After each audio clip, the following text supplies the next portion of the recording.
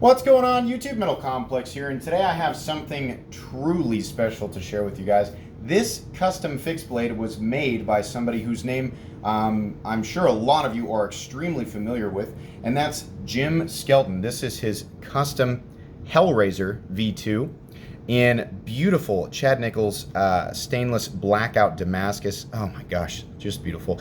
And ancient bog oak, which I had a lot of fun learning about.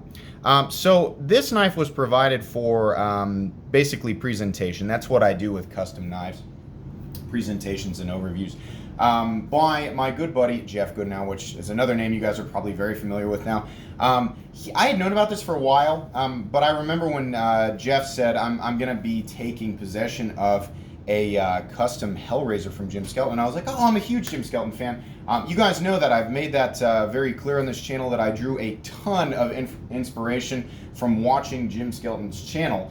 So there are a lot of elements on this channel that are, that are similar. I try to be very clear about that. I really like his review style. Of course, the tabletop overview style. One thing that I am not able to replicate is his lighting and his ability to take like continuous incredible photographs. I have no idea, Jim, if you're watching, I have no idea how you do that.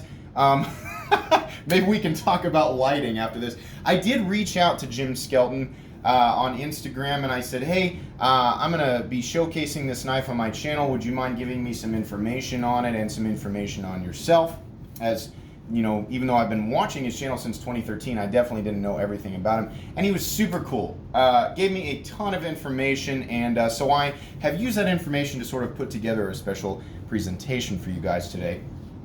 Now, we are going to be taking an in-depth look at this, but I want to give you guys some information on him, and I want you guys to kind of know, what he's all about and what he's got going on right now and what he's got going, coming up in the future. So anyways, Jim Skelton started his YouTube channel in 2011. Like I said, I started watching in 2013. I'm not sure exactly when it took off.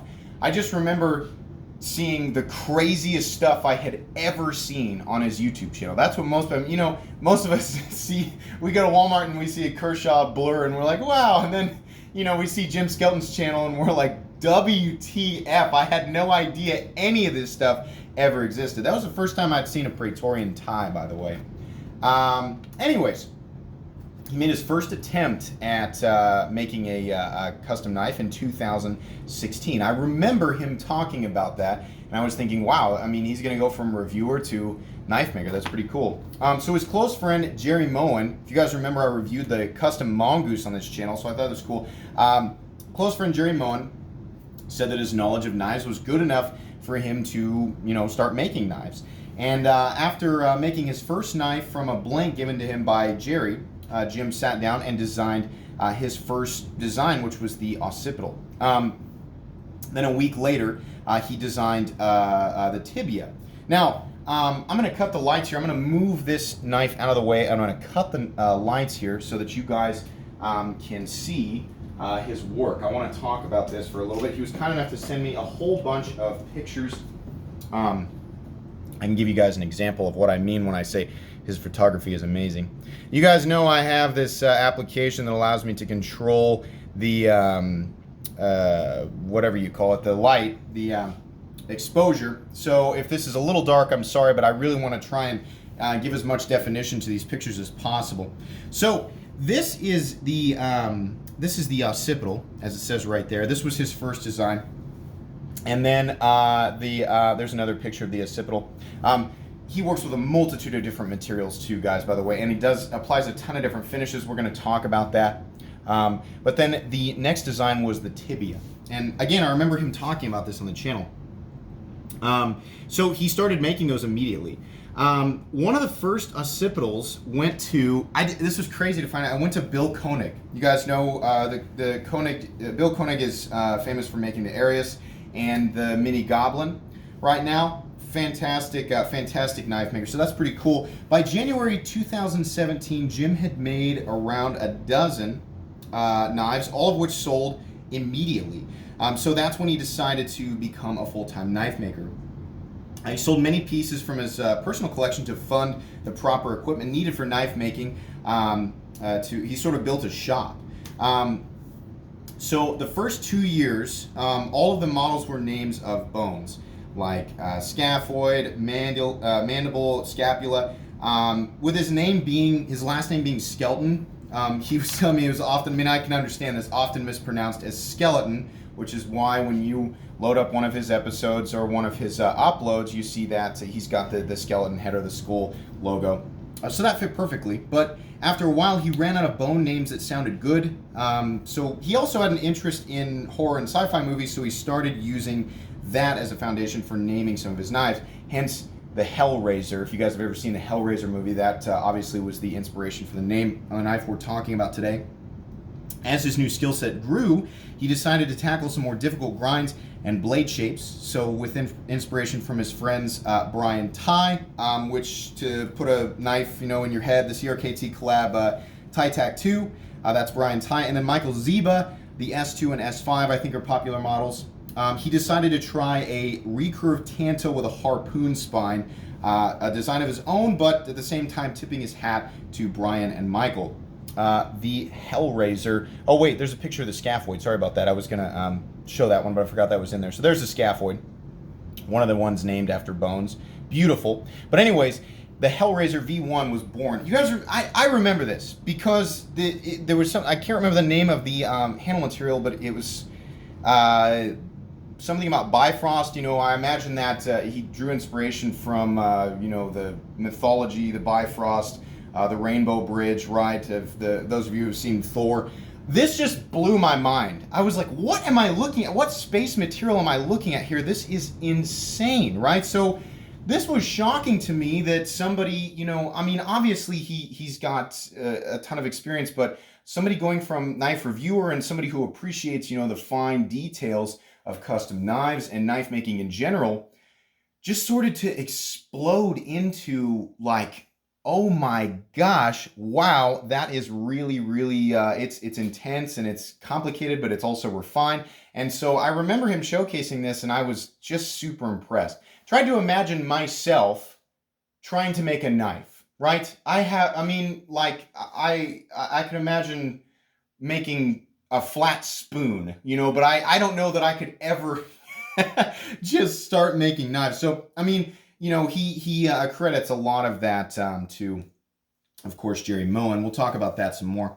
But anyways, the Hellraiser is currently Jim's most popular model, and for obvious reason. These are beautiful. All standard Hellraisers are in Nitro V, which is, according to Jim, a steel that is basically AEB-L on steroids. I didn't know anything about AEB-L, as there are a ton of steels out there that I don't know anything about. So I tried to do a little bit of my own research. A steel that I'm more familiar with is 52100. So Nitro V apparently has very similar edge stability to 52100, but the kicker is that it's got some pretty serious stainless properties, which 52100 doesn't. So that's awesome. And we'll talk more about why he chose that here. But he also works with, obviously, Damascus and Damas steel and some other incredibly exotic materials. So anyways, he chose Nitro V because he wanted good stainless steel that could take a fine edge. We've got some bullet points off to the side here.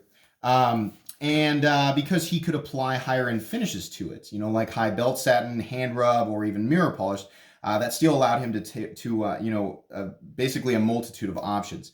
The newest version shown here, the Hellraiser V2, incorporates a forward finger choil, which you guys, I'm sure, know that I'm a huge fan of. Look at that finish. Looks like a marble countertop. That's amazing. Gosh, I wish I could give... I can't give justice to these pictures, right? This is the best that I can do while keeping the quality at 1080p is just to show pictures on an iPad. But rest assured, in person, it's truly fantastic, right? So anyways, the devil horns, he explained this to me back here. These were the devil horns. Were replaced with the devil moon shape, or this crescent shape right here. The change was made so that the ends don't hook or snag on something while you're cutting and break off. So you can see there, it looks like maybe ever so slightly in the cutting path. So he made that change It looks like they're a little bit thicker. As far as the one that I've got here, I don't have a V1. I've never handled a V1, but it looks like the material's a little bit thicker. And with the addition of that forward choil there, it looks like the start of the cutting edge is a little bit more forward. No issues there with anything snagging. So that's pretty cool. As far as construction goes, he has done many with pins, but he prefers the removable hardware, which I am 100% on board with. He uses titanium pivots. Interesting. Titanium pivots that are made for folding knives so that he can anodize them to match a specific theme, and also because they don't rust, which again I'm very much on board with. Also makes it easy to rehandle a knife for somebody who wants a different look down the road. That's pretty cool. That's cool that he does that, definitely. So as far as the grinds go, he'll sometimes do a hollow grind, but mostly does flat grinds because of strength and durability. I also agree with this. I talk about this a lot. I don't mind a hollow grind, but I just really like a flat grind. I like knowing that, I don't have to be super careful or as careful with my cuts. A hollow grind, I can just sort of cut. So I like that. And then his final edge is actually a convex edge for added strength to reduce rolling and chipping under hard use. I noted this. Clearly somebody who's thinking of people actually using his knives. I mean, these are beautiful, right? I think it would be very easy for people to mistake these for more art pieces than actual usable tools. But no, they're definitely durable, usable tools. I think that's really cool that he went out of his way to make sure that there was a good ergonomic design, that his materials were actually ones that were meant to be used and not just pretty to look at. I mean, that's cool. When those two things come together, when you can make a fantastic, aesthetic appearance sync up perfectly with an ergonomic, usable, functional tool, I think that's really, really cool. Yes, they are very expensive, definitely. So, people are going to say things like, well, you can spend, $15 and you can get a, whatever that really inexpensive fixed blade brand. Well, yeah, sure, you can, but the reason I do these presentations is to, point out, like, there are people out there, who are putting their blood, sweat, and tears into these incredible, aesthetic masterpieces, and at the same time making them usable for people who want to, have something like that. So people who enjoy that type of thing. And there are many people out there, obviously.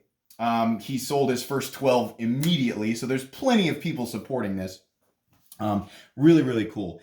He considers himself extremely fortunate to have the incredible support of other knife maker friends and his customers. Apparently, most of his sales have been to repeat customers who already own many of his knives. I would imagine Jeff is one of those people. Because of the support, Jim actually closed his books last year because he couldn't keep up with the demand. So exactly what I was saying, there are plenty of people out there willing to, spend money on things like this. And I, as a crazy knife person, I completely and totally understand that. Jim does his best to make 1 to 2 knives openly available each month on his Instagram. So if after this video you're like, I'm super interested in that, I want that, check out his Instagram. Make sure you follow him so that when a knife becomes available, you have a chance at acquiring it. But everything else goes to his dealer network, and his dealer network includes retailers like Blade HQ, Knife Center, Fort Henry Custom Knives, Knives Ship Free, The Hollow Grind, PVK Vegas, and many others. So, and I checked, and there are every now and then models available from him on those dealer sites.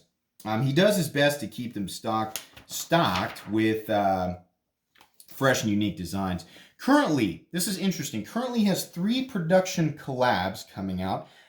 The occipital in January with Bark River Custom Knives, and I took a screenshot actually from DLT Trading because that's where they are currently available at, and Knife Ship Free.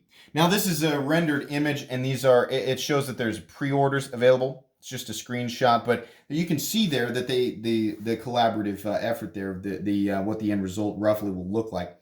And then 2 that I don't have pictures of, the tibia in February with Riot. Now I do have a picture, of course, of the advanced tibia. Now, understand that I have no idea what the final product will look like with Riot. This is his actual custom design, but the fact that they're going to make a production tibia or that he's going to make a production tibia in collaboration with Riot is pretty cool. You guys know that Riot is kind of the top of the you know, the absolute top in terms of production quality, production fit and finish. So I think that's pretty cool. And then also, he's going to be doing a little finger collaboration with Custom Knife Factory. Now this is interesting. It's going to be a complex build flipper. So an actual folding knife. And I remember thinking I should ask him, like, do you have any plans to do like a folding knife? And there you go. So if you guys want to know what, oh, there's another picture of the advanced tibia. I love that green. Oh, beautiful. The little finger. And I know, I'm sure you're thinking, I can't think right now because of, you know, what the heck is the blade made of? I should have asked him. I don't know if that's like Nebula Damascus or what. You know, it looks like fabric from God's robe. I have no idea what it is. It's beautiful, and it showcases the types of materials that Jim is, you know, willing to work with. Stunning. But anyways, the little finger down here. Now, I don't know, again, I have no idea what the final product is going to look like. This is Jim's custom design, and then, you know, this is a fixed blade, right? So the final product is going to be a folding knife with Custom Knife Factory. So, anyways, he's also working on a collab for a production with the advanced tibia, which is the one that you saw right here. As a flipper, so that's cool. I don't know who the company's going to be with. And then he's also working on an EDC flashlight of his own design. Jeff, I'm sure you'll be interested in both of those, as well as many other people out there. All of these designs are going to be available between now and Blade Show in Atlanta, which you'll be displaying at. Jim, I plan to go, and I would definitely like to meet you in person, as I'm sure many of you who plan to go are also interested in. He says he is forever in debt to Jerry Moen for taking him under his wing and showing him the way. It was really, really cool talking with Jim about this. There was so much that I didn't know. I mean, obviously, you can't know everything just by watching somebody's YouTube channel, but it was really fun to just get this information and kind of understand how he came to be what he is currently. So, really, really cool. Anyways, I planned on this being a long one, guys. So 17 minutes in, let's take a look at this piece. This is the blade shape that he was talking about, and this is definitely the most extreme fixed blade that I have ever handled, but it's also one of the most beautiful knives that I've ever seen. Jim obviously has an eye for aesthetics, and like I was saying before, aesthetics that meet up with, you know, it's one thing to have appealing aesthetic lines, right? Or crazy aesthetic lines. It's another thing to keep that design and sync it up with good ergonomics. And let me tell you something, whether you want to hold it back here in this position, which by the way, we're an XL glove, I've got plenty of room to hold onto that, or if you want to choke up, rest your thumb back here on this harpoon notch, it is very, very comfortable. This was masterfully done. Very aggressive. The recurve here mixed with the harpoon notch. Now, you guys know that recurves are not, you know, in terms of the knives that I carry and use, recurves are not my favorite aesthetically, but I cannot deny that this is just stunning. And a recurve makes sense on it, you know? I don't know if he plans to do different blade shapes in the future, but this recurve looks incredible.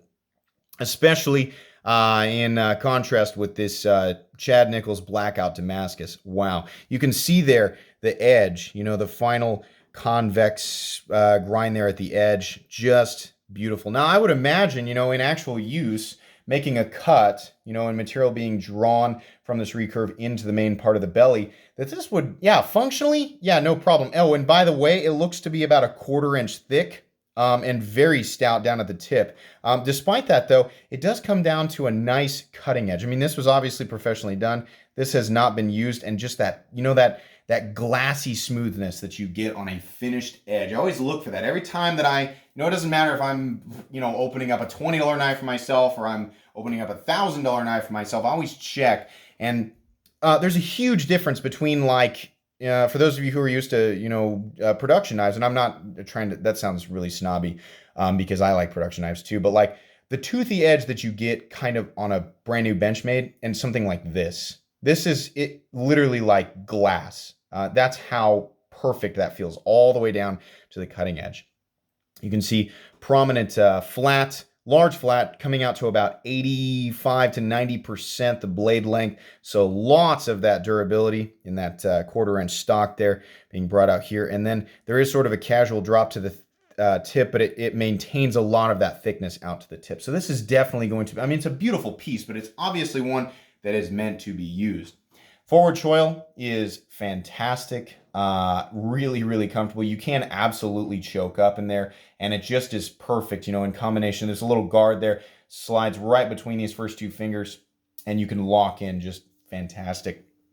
Again, that sort of crescent, that devil's moon horn that you can see right here, it's sort of, the handle sort of comes up and down, and the horn goes right into the line for the recurve and then sweeps back up. Really, really cool. Just gives it that nice touch without being too crazy. You know, and too crazy is it's subjective to everybody's individual opinions. But for me, this is it's very nice. You know, it's elegant, it's cool, it's aggressive. You know, I really like it. So this ancient bog oak, Jim explained to me, let me make sure, because I've got notes over here. He explained to me that ancient bog oak is anywhere from 2,000 to 5,000 years old. It's like it sounds, it's oak that's fallen into a bog, and then it absorbs like minerals and things, and it gives each piece a unique look. And then he sort of sands it down, and he was joking about his shop smelling like a swamp, you know, for days after it's done. He does work with pretty much anything though for handle materials.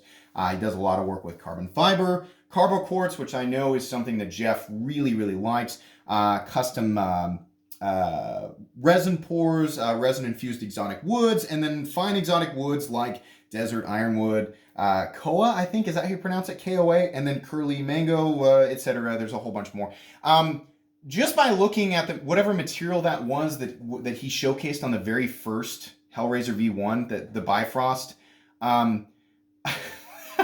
that right there, you know, I told him, I was like, dude, you work with a lot of stuff that I've never seen or never heard of. You know, he has an enormous willingness to work with a multitude of different things, and he openly said, "I'll work with almost anything." So that's cool. You know, if you do manage to get on his books, it sounds like he's pretty open to working with a lot of that stuff. And the final product, let me assure you, is very well done. This is seamless, completely. I mean, like if I close my eyes, I'm not able to tell where this stops and where the steel begins. By the way, you can see all the layers there. And that Chad Nichols Damascus, I just love that. Look at that. The lines that go all the way down the spine, beautiful. Nicely chamfered, nicely contoured, fills the hand, no sharp edges. I mean, like, yeah, again, this is a really exotic, crazy custom piece, but in practice, I mean, yeah, I could see myself really bearing down on this and being comfortable for a long period of time, whether it's my bare hands or I'm wearing gloves. Really cool. Here is a look at the custom hardware. You can see there, it looks like a custom titanium pivot on a folding knife. That's cool. It's a nice torque set. Head looks to be, I don't know, at least T10, but easy to remove the scales, whether it's you or him, you know, for, like I said, if rescaling. Take a look at this ancient bog oak. Really nice. It's got like black and sort of a little bit of light brown in there. And then there's these specks, which I imagine it's either the resin or the minerals he was talking about, or a combination of those two things. Beautiful. I wish my light could do this full justice, but no matter where you look on this knife, everything is just perfect. There are no gaps anywhere. Clearly, I mean, you know, it's like Jim said, he credits Jerry Moen. He's giving him, you know, the whole, he gave me the inspiration. He took me under his wing. You know, I have him to thank for this, but it also takes somebody who really wants to do this and is, you know, good with their hands. You know, they have to, I can't imagine that anybody can do this. I look at something like this and I think there is no way that I could create that. Even if I was, you know, basically taken, you know, under the wing of somebody who is as legendary as Jerry Moen. You know, you still have to kind of have that, whatever it is, that X factor, you know, and that combined with Jim's eye, you know, for aesthetics, like everything that I said, this final product is just mind-blowing. This is amazing and just absolutely beautiful. If you go to his Instagram, you'll see, I mean, basically the range of different aesthetics that he can apply to these different finishes, different materials. It's just crazy. No two of these that I have ever seen look anything alike. They're always completely different. He's obviously willing to, adapt and sort of, evolve his designs to make sure, like, for example, the devil horns that were kind of in the cutting path initially, and he changed that to make sure that, the lines still look good, but it was functional. So that's cool. I'm really excited to see, where Jim Skelton goes in the future. Absolutely. Especially with these collaborations that he's got coming up. I will be keeping my eyes out for those. And I'm really glad that this happened right now, because I didn't know, as far as like getting my hands on this knife and being able to talk about it and being able to talk with Jim, I didn't know that he was doing this stuff. I had no idea. I knew, as far as I knew, I was like, he still kind of does his YouTube channel and he makes custom fixed blades. That's what I knew. So I had no idea that there was all this other stuff going on. And I hope he makes, I'm sure he will, I hope he makes a big impact at Blade Show Atlanta. This has been really cool. Jim, thanks so much for taking the time to talk with me. It's really cool. It was really fun for me to get to talk with somebody who had, or still has, one of the best knife YouTube channels out there. And showcase one of his knives on my channel. This was really fun for me. I hope you guys were entertained by it. I hope you guys are excited about some of the stuff that I've been talking about. If you enjoyed this episode, please leave a like. If you'd like to check out my other content, I do of course have lots of videos of knives that are either expensive or inexpensive that I do or don't like, so check those out. And if you enjoy all my content, go ahead and click on this Metal Complex logo right here and subscribe, because there's definitely more coming. Thanks again for watching, everybody, and have a great day.